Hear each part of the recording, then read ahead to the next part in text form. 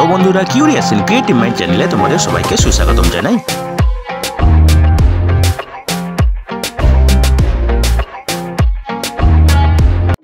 Hello বন্ধুরা, তোমরা সবাই কেমন আছো? আশা করি তোমরা সবাই ভালো আছো। তো আমরা আজকের এই ভিডিওতে অয়েল ইন্ডিয়াতে নিয়োগের ব্যাপারে আলোচনা করব। তো বন্ধুরা, এই নিয়োগের সমস্ত খুঁটিনাটি তোমাদের দেখাবো, বলবো, তোমরা দেখতে থাকো যাতে তোমরা কোনো কিছু মিস না করো।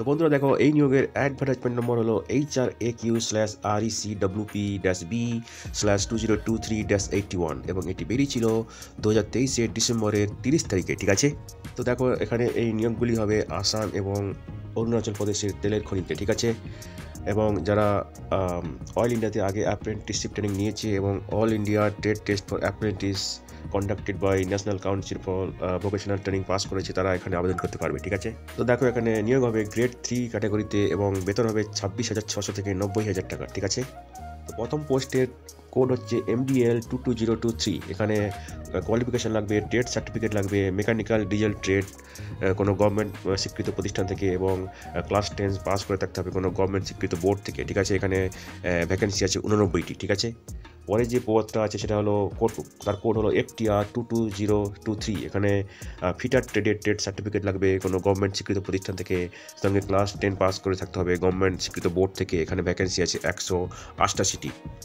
এরপরে যে পোস্ট কোড সেটা হলো WLD 22023। এখানে ওয়েল্ডার ট্রেডের ট্রেড সার্টিফিকেট লাগবে গভর্নমেন্ট স্বীকৃত প্রতিষ্ঠান থেকে এবং সঙ্গে ক্লাস 10 পাস করে থাকতে হবে গভর্নমেন্ট স্বীকৃত বোর্ড থেকে। এখানে 6টি ভ্যাকেন্সি আছে। ঠিক আছে, এরপরে যে পোস্ট কোড সেটা হলো IMC 22023। এখানে ইনস্ট্রুমেন্ট মেকানিক ট্রেডে সার্টিফিকেট লাগবে গভর্নমেন্ট স্বীকৃত প্রতিষ্ঠান থেকে, তার সঙ্গে ক্লাস 10 পাস করে থাকতে হবে।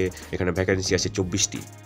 বন্ধুরা, এরপরে যে পোস্ট কোড সেটা হলো AEL 12023। এখানে ইলেকট্রিশিয়ান ট্রেডে ট্রেড সার্টিফিকেট লাগবে গভর্নমেন্ট স্বীকৃত প্রতিষ্ঠান থেকে, তার সঙ্গে ক্লাস 10 পাস করে থাকতে হবে কোনো স্বীকৃত বোর্ড থেকে এবং ইলেকট্রিক্যাল ওয়ার্কম্যানস পারমিট পাস করে থাকতে হবে ক্লাস 1 এবং class 2 government electrical licensing board থেকে। এখানে ভ্যাকেন্সি আছে 32টি।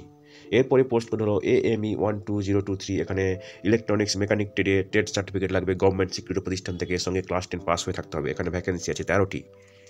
এরপরের পোস্ট কোড হলো ATS 12023। এখানে সার্ভেয়ার ট্রেডে ট্রেড সার্টিফিকেট লাগবে গভর্নমেন্ট স্বীকৃত প্রতিষ্ঠান থেকে, তার সঙ্গে ক্লাস 10 পাস হয়ে থাকতে হবে গভর্নমেন্ট স্বীকৃত বোর্ড থেকে। 3টি ভ্যাকেন্সি আছে। পরের পোস্ট কোড হলো AIT 12023। এখানে IT এবং ESM ICT SM IT ট্রেডে ট্রেড সার্টিফিকেট লাগবে এবং ক্লাস 10 পাস হয়ে থাকতে হবে গভর্নমেন্ট স্বীকৃত প্রতিষ্ঠান থেকে। ঠিক আছে, 7টি ভ্যাকেন্সি আছে। পরের পোস্ট কোড হলো PLU 12023। এখানে প্লাম্বার ট্রেডে ট্রেড সার্টিফিকেট লাগবে এবং ক্লাস 10 পাস হয়ে থাকতে হবে গভর্নমেন্ট স্বীকৃত প্রতিষ্ঠান থেকে। 6টি ভ্যাকেন্সি আছে এখানে। পরের পোস্ট কোড হলো RAC 12023। এখানে refrigeration and air conditioner technician trade certificate লাগবে, সঙ্গে ক্লাস 10 পাস হয়ে থাকতে হবে গভর্নমেন্ট স্বীকৃত বোর্ড বা প্রতিষ্ঠান থেকে। 4টি ভ্যাকেন্সি আছে। ঠিক আছে, এরপরে যে পোস্ট কোড হচ্ছে সেটা হলো ELL 12023। এখানে ওয়্যারম্যান ট্রেডে ট্রেড সার্টিফিকেট লাগবে গভর্নমেন্ট স্বীকৃত প্রতিষ্ঠান থেকে, তার সঙ্গে ক্লাস 10 পাস হয়ে থাকতে হবে এবং electrical workman permit class 1 class 2 government electrical licence board দ্বারা পাস হয়ে থাকতে হবে। ঠিক আছে, এখানে 2টি ভ্যাকেন্সি আছে। পরের পোস্ট কোড হলো ELC 12023। এখানে ওয়্যারম্যান ট্রেডের ট্রেড সার্টিফিকেট থাকতে হবে, সঙ্গে ক্লাস 10 পাসে থাকতে হবে এবং তার সঙ্গে electrical workman permit class 1 class 2 পাসে থাকতে হবে গভর্নমেন্ট ইলেকট্রিক্যাল লাইসেন্সিং বোর্ড থেকে। এখানে 2টি ভ্যাকেন্সি আছে। ঠিক আছে, তো বন্ধুরা এখানে প্রায় 400টি ভ্যাকেন্সি আছে বিভিন্ন পদে। ঠিক আছে, এরপরের পোস্ট কোড হলো OPT 12023। এখানে উচ্চ মাধ্যমিক পাসে থাকতে হবে, তার সঙ্গে থাকতে হবে OT টেকনোলজি কোর্সে ডিপ্লোমা অ্যানাস্থেসিয়া OT এবং এন্ডোস্কোপি। ঠিক আছে, এবং 2 বছরের যে কোর্স তার ডিপ্লোমা থাকতে হবে। ঠিক আছে, এবং 2 বছরের পোস্ট কোয়ালিফিকেশান এক্সপিরিয়েন্স থাকতে হবে কোনো গভর্নমেন্ট স্বীকৃত হসপিটালে অথবা প্রাইভেট হসপিটালে। ঠিক আছে, এখানে ভ্যাকেন্সি আছে 3টি।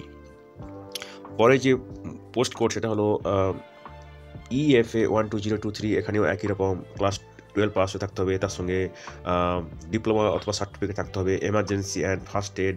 এখানে 2 বছরের কোর্স। ঠিক আছে, সঙ্গে 2 বছরের পোস্ট কোয়ালিফিকেশন অভিজ্ঞতা থাকতে হবে কোনো গভর্নমেন্ট হসপিটাল অথবা প্রাইভেট হসপিটাল থেকে। এখানে ভ্যাকেন্সি আছে 3টি। ঠিক আছে, পরের পোস্ট কোড হলো ICU 12023। এখানে ক্লাস 12 পাস হয়ে থাকতে হবে, তার সঙ্গে ICU টেকনোলজিতে 2 বছরের ডিপ্লোমা বা সার্টিফিকেট থাকতে হবে এবং 2 বছরের কাজের অভিজ্ঞতা থাকতে হবে, ঠিক আছে। 2টি ভ্যাকেন্সি আছে। পরের পোস্ট কোড হলো PHS 12023, এখানে উচ্চ মাধ্যমিক পাশে থাকতে হবে, তার সঙ্গে স্যানিটারি ইন্সপেক্টর কোর্সে 1 বছরের ডিপ্লোমা অথবা সার্টিফিকেট থাকতে হবে এবং 3 বছরের কাজের অভিজ্ঞতা থাকতে হবে, ঠিক আছে। এবং তার সঙ্গে মিউনিসিপাল সলিড ওয়েস্ট ম্যানেজমেন্ট এবং ভেক্টর কন্ট্রোল, ট্যাক্সোনমিক স্টাডিজ এবং ম্যানেজিং ড্রেনেজ সিস্টেম কোনো গভর্নমেন্ট বা সেমি গভর্নমেন্ট অথবা প্রাইভেট অর্গানাইজেশনে করে থাকতে হবে, ঠিক আছে। এখানে ভ্যাকেন্সি আছে 2টি, ঠিক আছে বন্ধুরা। এরপরে যে পোস্টটা আছে সেটা হলো NUR 12023, এখানে উচ্চ মাধ্যমিক পাশে থাকতে হবে, তার সঙ্গে general nursing and midwifery GNM এর ডিপ্লোমা থাকতে হবে, 3 বছরের ডিউরেশন, ঠিক আছে। এবং 3 বছরের কাজের অভিজ্ঞতা থাকতে হবে, ঠিক আছে। অথবা BSc নার্সিং করে থাকতে হবে কোনো গভর্নমেন্ট স্বীকৃত প্রতিষ্ঠান থেকে এবং 2 বছরের কাজের অভিজ্ঞতা থাকতে হবে এবং WBNC-তে নাম নথিভুক্ত করে থাকতে হবে, ঠিক আছে। এখানে 2টি ভ্যাকেন্সি আছে। পরের পোস্ট কোড হলো DIE 12023, এখানে উচ্চ মাধ্যমিক পাশে থাকতে হবে, তার সঙ্গে ফুড সায়েন্স অ্যান্ড নিউট্রিশনে 4 বছরের BSc স্নাতক কোর্স পাশে থাকতে হবে এবং 3 বছরের কাজের অভিজ্ঞতা থাকতে হবে। এখানে ভ্যাকেন্সি আছে 1টি।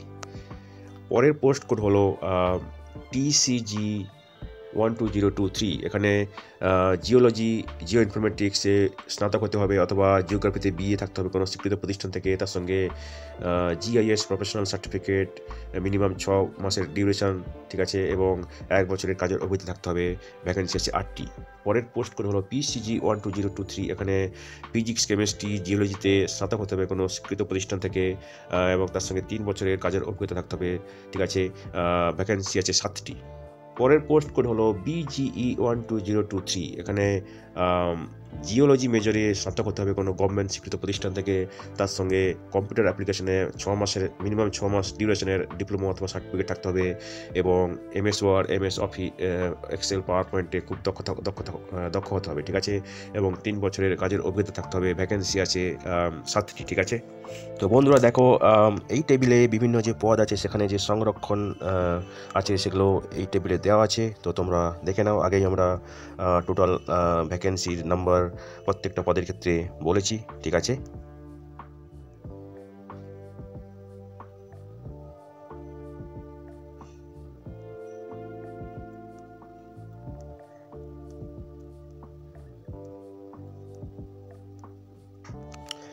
তো বন্ধুরা দেখো, এজ লিমিট এখানে জেনারেলদের ক্ষেত্রে সমস্ত পদের ক্ষেত্রে কিন্তু ম্যাক্সিমাম এজ লিমিট হচ্ছে 30, ঠিক আছে। এবারে SCদের ক্ষেত্রে ম্যাক্সিমাম এজ লিমিট 35 এবং কিছু কিছু পদের ক্ষেত্রে ম্যাক্সিমাম এজ লিমিট হচ্ছে 30, ঠিক আছে। STদের ক্ষেত্রেও একই রকম, ম্যাক্সিমাম পদের ক্ষেত্রে 35 এবং কিছু কিছু পদের ক্ষেত্রে 30, ঠিক আছে। OBCদের ক্ষেত্রে ম্যাক্সিমাম এজ লিমিট 33 ম্যাক্সিমাম পদের ক্ষেত্রে এবং কিছু কিছু পদের ক্ষেত্রে হচ্ছে 30, ঠিক আছে।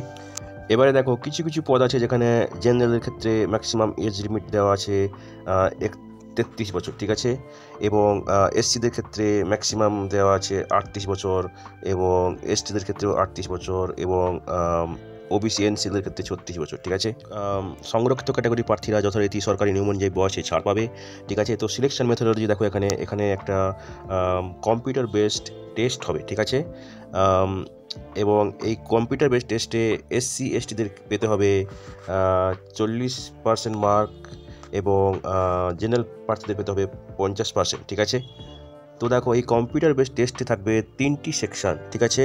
এবং সেকশন A-তে থাকবে English language, general knowledge, awareness এবং কিছু কোশ্চেন থাকবে অয়েল ইন্ডিয়া লিমিটেডের উপরে, ঠিক আছে। সেকশন 2-তে থাকবে reasoning, arithmetic, numerical, mental ability এবং সেকশন C-তে থাকবে relevant technical knowledge in the course curriculum depending আপন ট্রেড ডিসিপ্লিন, ঠিক আছে।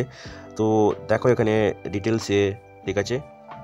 তো দেখো বন্ধুরা, English language, general knowledge, awareness, oil India লিমিটেডের উপরে ওয়েটেজ থাকবে 20%, ঠিক আছে। Reasoning, arithmetic, numerical ability weightage থাকবে 20% এবং ডোমেন টেকনিক্যাল নলেজের উপর থাকবে 60%, ঠিক আছে। টোটাল হচ্ছে 100%। যদি 100 মার্কের পরীক্ষা হয় তাহলে 20-20-60, ঠিক আছে।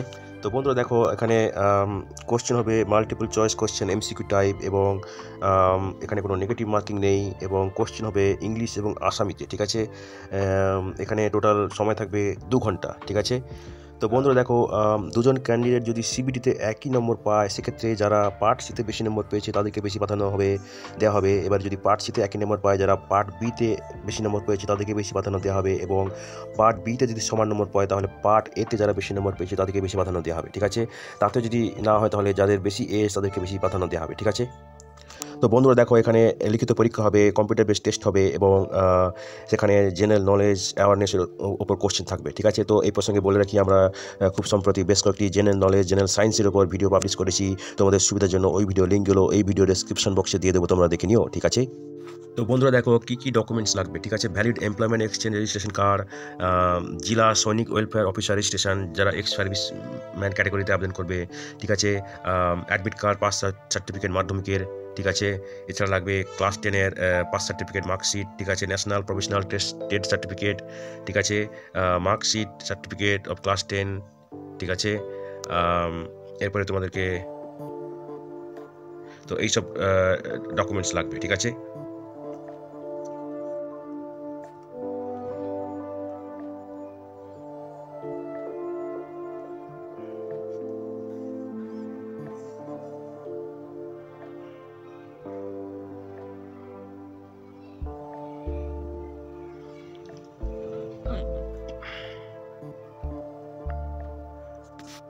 তো বন্ধুরা দেখো, যাদেরকে প্রভিশনালি সিলেক্ট করা হবে তাদেরকে একটা মেডিকেল টেস্ট দিতে হবে। সেখানে যদি ফিট ডিক্লেয়ার করে তবেই তোমরা অফার লেটার পাবে। ঠিক আছে, তো বন্ধুরা দেখো, যারা মেডিকেলে ফিট ঘোষণা সার্টিফিকেট পাবে তাদেরকে ইনিশিয়ালি 1 বছরের জন্য প্রভিশনে রাখা হবে।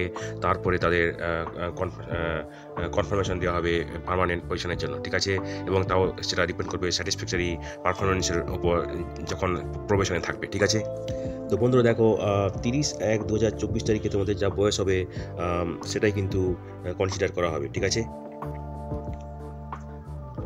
এবার দেখো তোমরা কিভাবে আবেদন করবে। ঠিক আছে, তো তোমরা যাবে https://www.oil-india.com currentopennew.aspx এই ওয়েবসাইটে যাবে, যেখানে তোমরা আবেদন করতে পারবে অনলাইনে, এবং আবেদন করা যাবে 2024 জানুয়ারি 30 তারিখ অবধি, রাত্রি 12টার আগে অবধি। ঠিক আছে,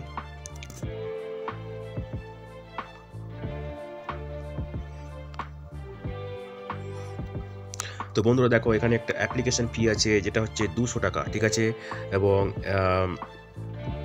এই ফিটা জেনারেল এবং ওবিসি ক্যাটাগরি প্রার্থীদের জন্য। ঠিক আছে, এবং যারা SC ST EWS এবং PWBD এক্স সার্ভিসম্যান আছো তাদের ক্ষেত্রে এই ফিটা দিতে হবে না। ঠিক আছে, তো দেখো বন্ধুরা, ভবিষ্যতে আরও ডিটেলস তোমরা পাবে এই ওয়েবসাইট থেকে, যেটা হলো www.oil-india.com। এই ওয়েবসাইট থেকে তোমরা আরও পরীক্ষার দিন এইসব বিষয়ে খোঁজ খবর পাবে। ঠিক আছে, তো দেখো এখানে কিভাবে তোমরা আবেদন করবে তার একটা ব্রড গাইডলাইন দেওয়া আছে। ঠিক আছে, তো তোমরা দেখে নাও এটা। ঠিক আছে,